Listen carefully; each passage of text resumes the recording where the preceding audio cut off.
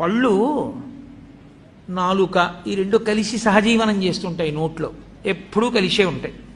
ఒకానొక నాడు నాలుక పళ్ళని అడిగింది, నేను రుచి ఒకటే చూస్తాను, కానీ నిజానికి కఠినమైన పదార్థాలని పెడితే నేను రుచి చెప్పలేను.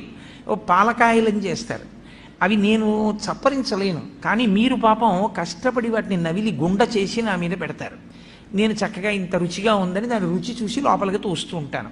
ఇలా ఎన్ని పెట్టారో నవిలి మీరు. కాబట్టి మీరు నాకు ఎంతో ఉపకారం చేశారు, మీతో కలిసి ఉన్నందుకు నాకు ఈ ప్రయోజనం వచ్చింది. మీకు నేను ఏదైనా ఉపకారం చేద్దాం అనుకుంటున్నాను. కాబట్టి మీకు నేనేం ఉపకారం చేయగలను చెప్పండి. మీరు 32 మంది, నేను ఒక్కదాన్ని.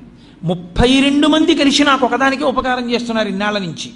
నేను ఒక్కదాన్ని మీ 32 మందికి కూడా ఏదైనా ఉపకారం చేస్తాను, ఏం చెయ్యమంటారని అడిగితే పళ్ళు అన్నాయి, మాకు నువ్వు చెయ్యగలిగిన ఉపకారం ఒకటే, మేము పెట్టినదంతా తిను చక్కగా, పనికి మాలిన మాటలు మాత్రం మాట్లాడకు. ఎందుకంటే నువ్వు పనికి మాలిన మాటలు మాట్లాడడం వల్ల ఊళ్ళో వాళ్ళు అంటున్నారు నీ పళ్ళు రాలగొడతానంటున్నారు. మేం చేసిన తప్పే, మాట్లాడింది నువ్వా, రాలవలసింది మేమా? సత్సంగం లేకపోతే వచ్చేటటువంటి వ్యతిరేక పరిణామం కూడా అలాగే ఉంటుంది.